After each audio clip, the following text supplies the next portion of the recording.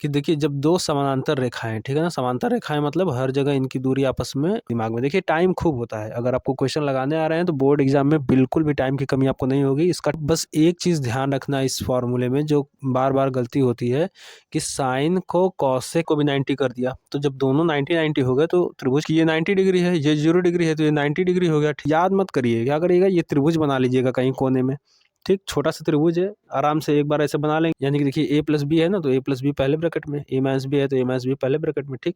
Second वाले में क्या करना है, बस पलट देना। तो आप इसको शेयर खूब करना, जितना आप शेयर कर सकते हो अपने दोस्तों के साथ, ठीक है, क्योंकि अगर ज़्यादा व्यूज़ आएंगे तो हमको भी समझ में आएगा कि हाँ इस पर वीडियो बनानी चाहिए, लोगों को, स्टूडेंट्स को ज़रूरत है इसकी। क्या है, ये है साइन, इसको ऐसे याद रखिएगा, ये साइन और कॉस का संबंध है, तभी हम ये सब लगाएंगे। थीटा अगर यहाँ लिखा है जो है ये कॉसेक और कॉट का संबंध है, इनमें से तो आप इतना मतलब छोटे बच्चों वाला काम मत करिए कि उसको ये भी एक दूसरे के उल्टे हैं, तो कॉस थीटा बराबर आप 1/में सेक थीटा और सेक थीटा को 1/में कॉस थीटा, यानी। जय हिंद दोस्तों, आज की वीडियो में हम लोग कवर करने वाले हैं त्रिकोणमिति के फार्मूले, सारे के सारे फार्मूले इसमें कवर कर लेंगे। ये वीडियो उनके लिए है जो हाई स्कूल का बोर्ड का पेपर देने वाले हैं, चाहे वो यूपी बोर्ड के हों चाहे सीबीएसई बोर्ड के हों, क्योंकि दोनों ही बोर्ड में एनसीईआरटी की बुक्स को शामिल कर लिया गया है, तो इस वजह से ये दोनों के लिए हेल्पफुल रहेगी। थोड़ा सा लैंग्वेज का रहेगा, लेकिन मैथ्स में लैंग्वेज इतना मैटर नहीं करता है। अगर आपको सवाल लगाने का तरीका पता है तो आप आराम से सॉल्व कर सकते हैं, ठीक है। तो इसमें हम लोग क्या करेंगे कि बोर्ड के लिए अगर आपने साल भर पढ़ाई किया है पर आपको कॉन्फिडेंस नहीं आ रहा, या आपने नोट्स नहीं बना पाए हैं आप पूरा, या आपको रिवीजन करने में प्रॉब्लम आ रही है, तो ये वीडियो बहुत ही ज़रूरी रहेगा आपके लिए। अगर आप बोर्ड का एग्ज़ाम देने वाले हैं तो बहुत ही ज़रूरी रहेगा, क्योंकि इसमें हम लोग बहुत ही अच्छे तरीके से पूरे बुक को कवर करने वाले हैं बहुत ही कम टाइम में, कि कैसे पूरे बुक को जल्दी से रिवाइज भी कर सकते हैं, या अगर आपने नहीं भी पढ़ी है तो भी आपके लिए बिल्कुल भी टेंशन लेने की ज़रूरत नहीं है, बहुत हेल्पफुल रहेगा आपको। अच्छे मार्क्स के लिए ये वीडियो सफिशिएंट रहेगा। चूँकि ये वीडियो आपके लिए इतना हेल्पफुल और इम्पॉर्टेंट है, इसलिए इसको बिल्कुल भी स्किप मत करना, पूरा वीडियो ज़रूर देखना, चाहे आप पढ़े हो चाहे नहीं पढ़े हो, क्योंकि रिवीजन का भी टाइम है। अगर आपका रिवीजन होगा तो वो भी बहुत अच्छा है, ठीक है। अगर आप कोई चीज़ पढ़े हो तो आपका रिवाइज हो जाएगा, या कहीं कोई थोड़ा मोड़ा प्रॉब्लम रह गई है दिमाग में, कोई थोड़ा बहुत कन्फ्यूजन रह गई है, तो वो आपका सॉल्व हो जाएगा। तो पूरा वीडियो ज़रूर देखना।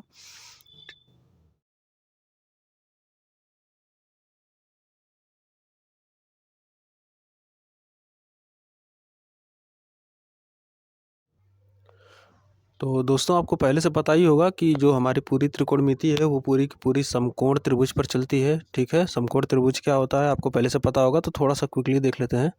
देखिए समकोण त्रिभुज क्या होता है, ये त्रिभुज का एक ऐसा प्रकार होता है जिसमें एक कोण जो होता है वो 90 डिग्री का होता है, ठीक है। एक कोण कितना होगा, 90 डिग्री। तो आपको पता होगा कि त्रिभुज के तीनों कोणों का जो योग होता है वो 180 अंश होता है, ठीक है।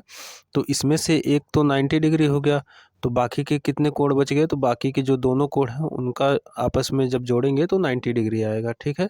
यानी कि आप कोण ए और सी को जोड़ोगे आपस में तो 90 डिग्री आएगा। तो इसमें जो ये आधार होता है जिस पे कि पूरा त्रिभुज है, ठीक है। बेस आपको पता ही होगा, कोई भी चीज़ जिस पे टिकी होती है उसको आधार बोलते हैं, तो ये आधार रेखा है, ये आपका लंब है, ठीक है, क्योंकि ये लंबवत है, परपेंडिकुलर है। और ये आपका हाइपोटेनस यानी कि कर्ण है, ठीक है। तो जो सबसे बड़ी भुजा होती है त्रिभुज की वो विकर्ण या कर्ण कहलाती है, ठीक है। तो आप समझ गए, जो ऊर्ध्वाधर यानी कि सीधी रेखा होगी वो लंब होगी, जो क्षैतिज है यानी कि जिस पे त्रिभुज है वो आधार है यानी कि बेस है, और जो सबसे बड़ी भुजा है वो कर्ण है, ठीक है। तो देखिए इसमें ये वाला कोण 90 डिग्री है बीच वाला, और ये एंगल थीटा रहेगा। अच्छा आप ध्यान रखिएगा, आगे हम त्रिकोणमिति में जब भी कोई भी एंगल रखेंगे तो आप थीटा को ध्यान रखिएगा कि थीटा यहीं रखना है, ठीक है ना, या ए बी सी डी कोई भी नाम दे लीजिए, तो उसको यहीं रखिएगा, क्योंकि ये आधार का ही कोण होता है, ठीक। ये त्रिकोणमिति के लिए मैं विशेष बता रहा हूँ, ठीक है। त्रिकोणमिति में आपको ध्यान रखना है कि जो भी कोण है वो हमेशा आधार पर रखना है। ये बात मैं आगे भी बताऊँगा, पर अभी से अगर आपको ध्यान रहना शुरू हो जाएगा तो ठीक रहेगा। तो समकोण त्रिभुज क्या है कि तीनों कोणों में से एक कोण उसका रहेगा 90 अंश, ठीक है।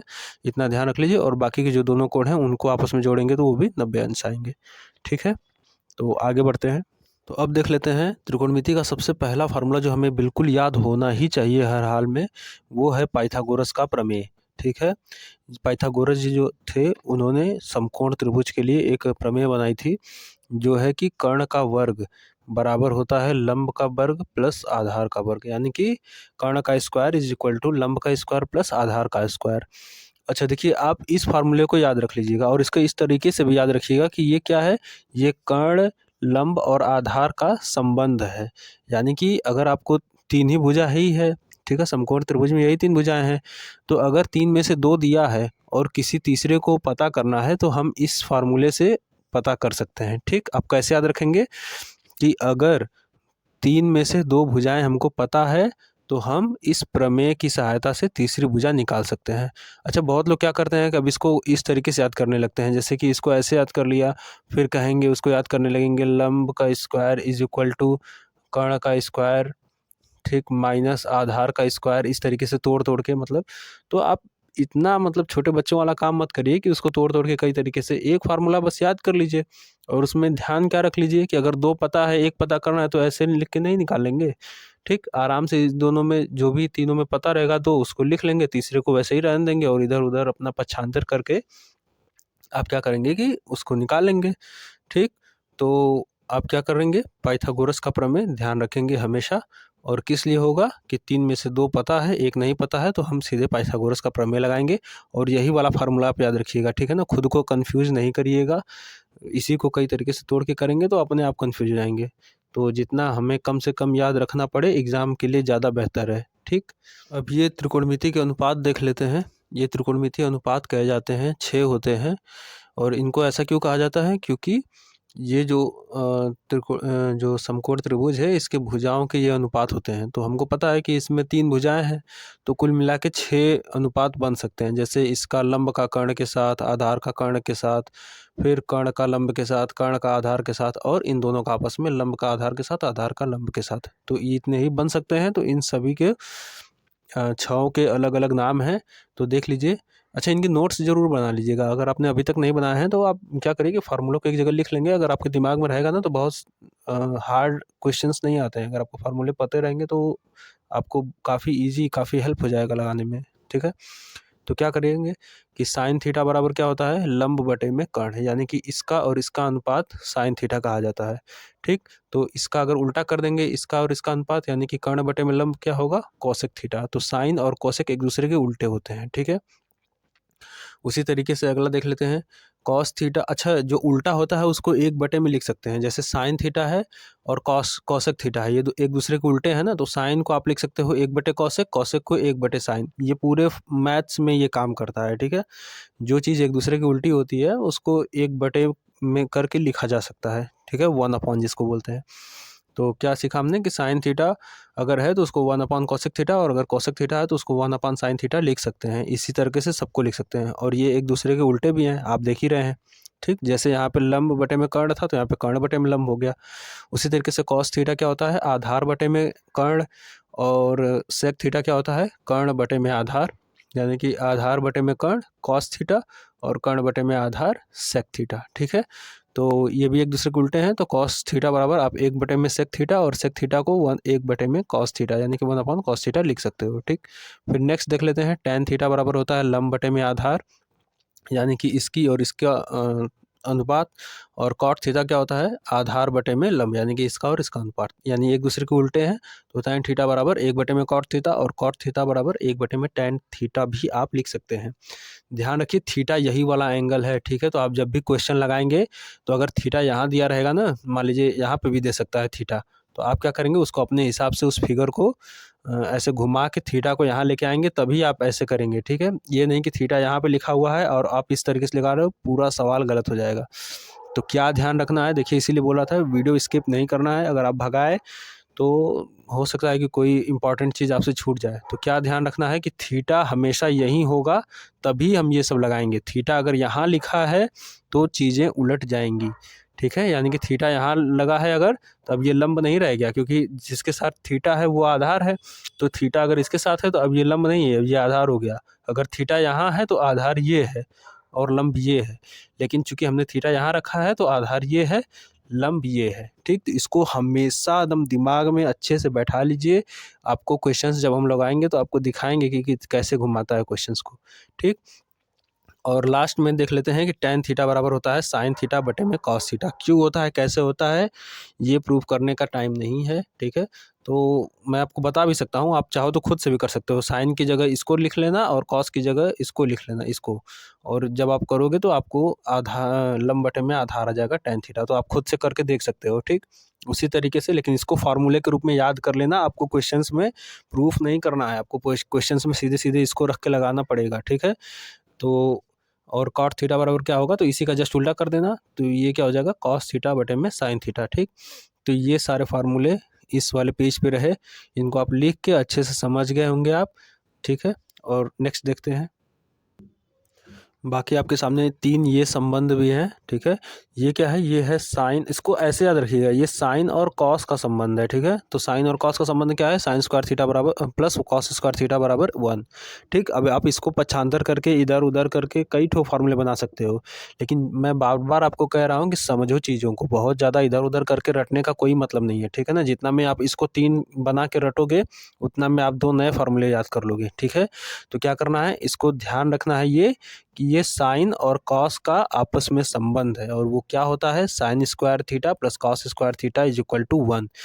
तो जहाँ भी आपको साइन दिया रहेगा, आपको कॉस निकालना है, कॉस दिया है साइन निकालना है, या sign square theta plus cos square theta एक साथ दिया है प्लस के रूप में, तो आप उसको 1 लिखना है। ये सब आप ऐसे कर सकते हो, ठीक है ना। तो आप इसको ध्यान रख लेना। और अगला है सेक और टैन का आपस में संबंध क्या होता है, तो ये होता है सेक स्क्वायर। अच्छा देखिए, ये प्लस वाला सिर्फ इसी में है, ठीक है ना, बाकी दोनों में 1 प्लस ऐसे करके है, ठीक। तो क्या होगा, सेक स्क्वायर थीटा बराबर 1 प्लस टैन स्क्वायर थीटा, यानी कि टैन रहेगा तो सेक, ठीक। तो ये सेक और टैन का दिमाग में क्या बैठाना है, सेक और टैन का आपस में संबंध होता है। तो क्या होता है, sec square theta is equal to 1 plus tan square theta, और होता है cosec square theta is equal to 1 plus cot square theta. तो अगर आप ऐसे इसको तोड़ तोड़ के बनाने चलोगे ना, तो 3 इसमें 3 इसमें 3 इसमें बनेगा, तो यानी कि 9 फार्मूले हो जाएंगे। तो ऐसा नहीं करना है, सिर्फ ये ध्यान रखना है कि हाँ, ये जो है ये कॉसेक और कॉट का संबंध है, इनमें से 2 में से एक हमको अगर दिया रहेगा तो दूसरा हम निकाल सकते हैं। उसी तरीके से ये सेक और टैन का संबंध है, तो दोनों में से अगर हमको एक पता है, दूसरा पता करना है तो पता कर सकते हैं, ठीक है। और इनका क्या संबंध होता है ये भी ध्यान रख लेना। और ये कुछ बीजगणित के आपके सामने हैं फार्मूले, जो कि याद रहेंगे तो बहुत अच्छे रहेंगे, ठीक है, क्योंकि ये त्रिकोणमिति में और हर जगह लगभग प्रयोग होते ही होते हैं, ठीक। तो ये मोस्ट इंपॉर्टेंट वाले हैं जो आपको बिल्कुल पता होने चाहिए आपको बोर्ड परीक्षा में बैठने से पहले। तो आप देख लीजिए इनको एक बार और नोट करके, अगर आपको याद है तो अच्छी बात है, रिवीजन हो जाएगा। अगर नहीं याद है तो ज़रूर कोशिश करिएगा कि आपको याद हो जाए, ठीक है। और इसको प्रायोरिटी में लिखे भी हैं कि जो आपको ज़रूर याद होने चाहिए वो ऊपर हैं, जो नीचे हैं। हालांकि सभी ज़रूरी हैं, लेकिन फिर भी कोशिश करिएगा कि सब याद भी हो जाए। तो पहला है ए प्लस बी का होल स्क्वायर, आप सभी को पता होगा, एक बार साथ में बोल दीजिए, A square plus B square plus 2ab, बिल्कुल। और इसके बराबर होता है, अगर आपको प्लस में दे रखा है और ये माइनस वाला कुछ अगर इस तरीके, इसको अगर इसमें कन्वर्ट करना है तो होता है ए माइनस बी का होल स्क्वायर प्लस 4ab, ठीक। आप इसको ओपन करके देख भी सकते हैं कि कैसे बना है, तो आप इसको ध्यान रख लीजिएगा डायरेक्टली। और सेकंड वाला देख लेते हैं, ए माइनस बी का होल स्क्वायर है तो A square plus B square minus 2ab, या ए प्लस बी का होल स्क्वायर माइनस 4ab। और दोस्तों एक बात और, अगर आप यहाँ तक वीडियो देखे हो तो इसका मतलब है कि आपको समझ में आ रहा है कि कितनी इंपॉर्टेंट वीडियो है और क्या रोल होने वाला है इसका। तो आप इसको शेयर खूब करना, जितना आप शेयर कर सकते हो अपने दोस्तों के साथ, ठीक है। क्योंकि अगर ज़्यादा व्यूज़ आएंगे तो हमको भी समझ में आएगा कि हाँ, इस पर वीडियो बनानी चाहिए, लोगों को, स्टूडेंट्स को ज़रूरत है इसकी, ठीक है। और अगर कम व्यूज़ आएंगे तो मैं छोड़ भी दूँगा, क्योंकि ये मेरे काम का तो है नहीं, आप ही के काम का है, तो मुझे पता भी तो चलना चाहिए कि हाँ, आपके काम आ रहा है ये वीडियो।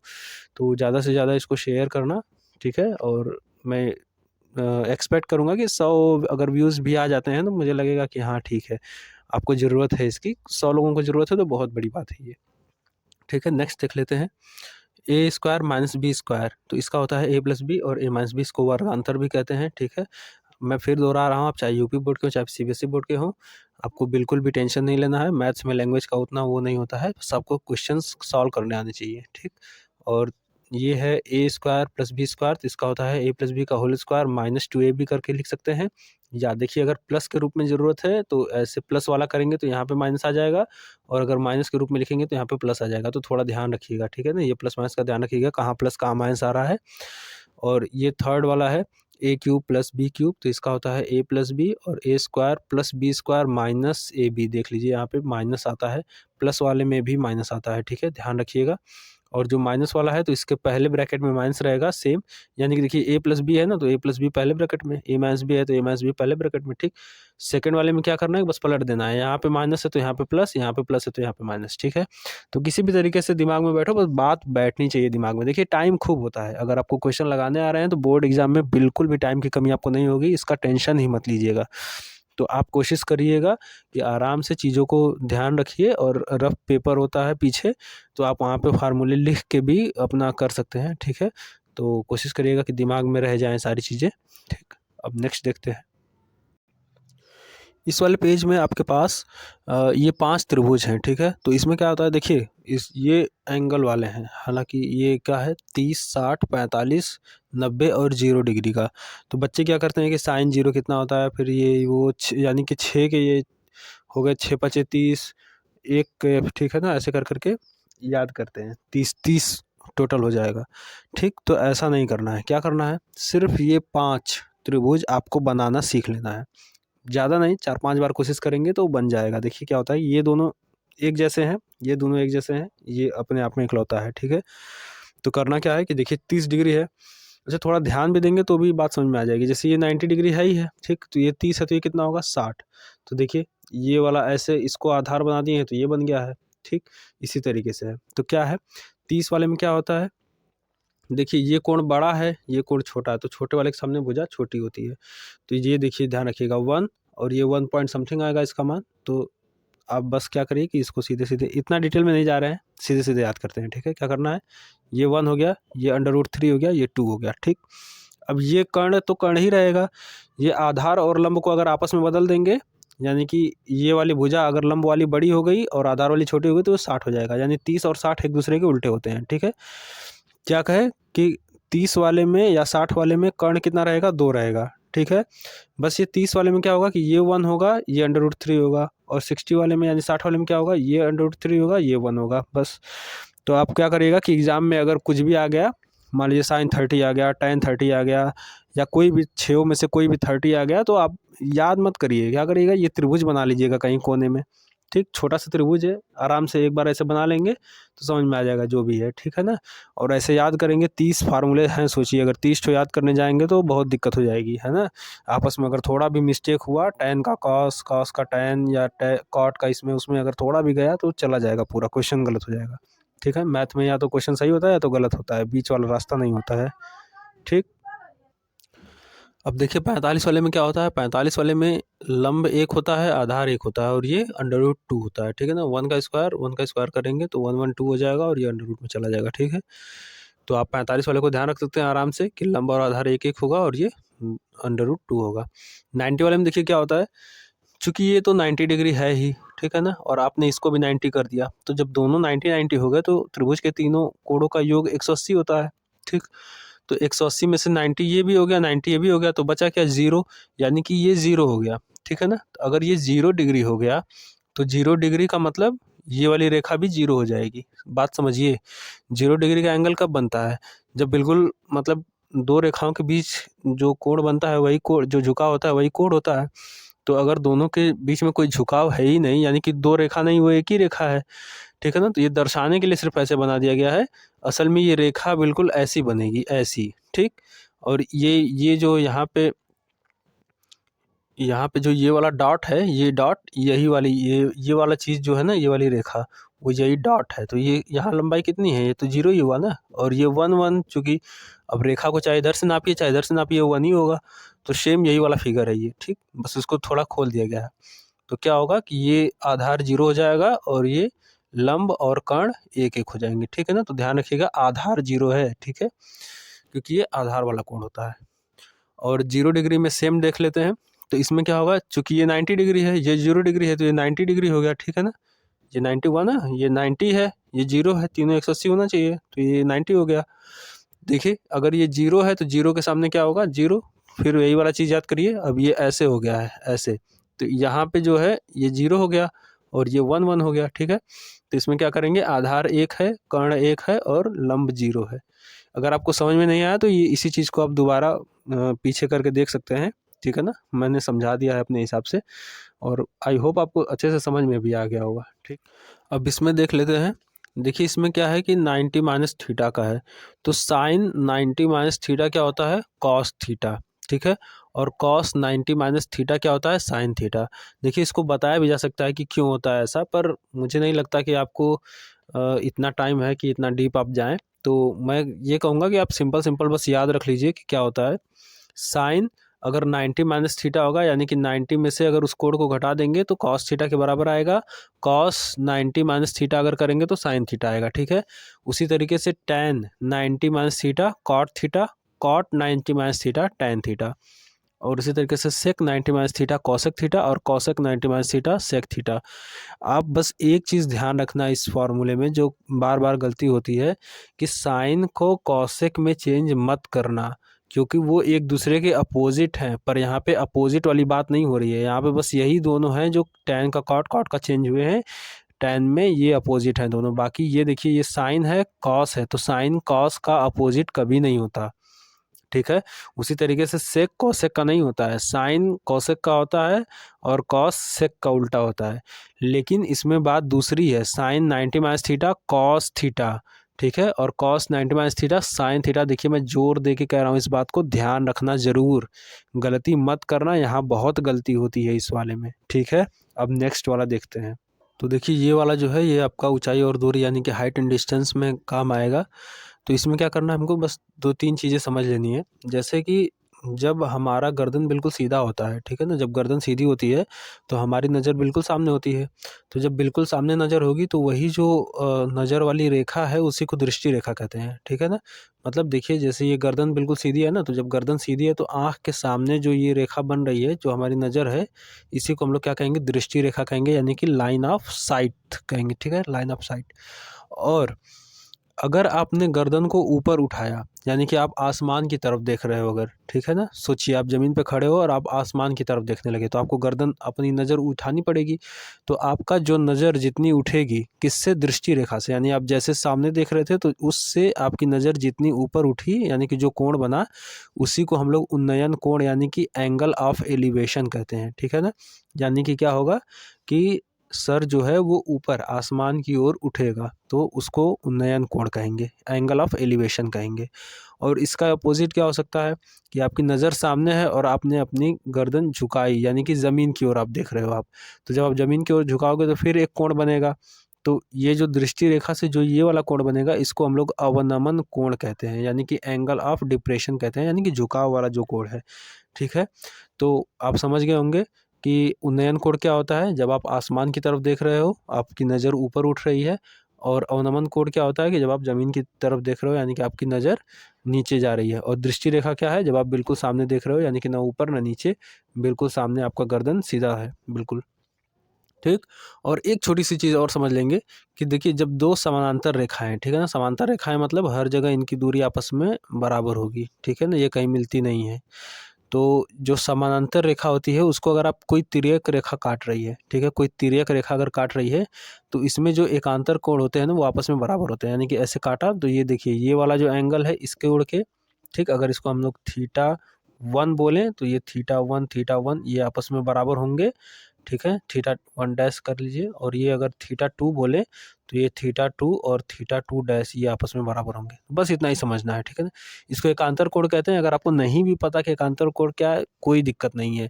बस ये ध्यान रखना कि जब ये समानांतर रेखा को कोई तिर्यक रेखा काटेगी तो ये वाला एंगल आपस में बराबर होगा और इधर वाला एंगल इधर वाले एंगल के बराबर होगा, ठीक है ना।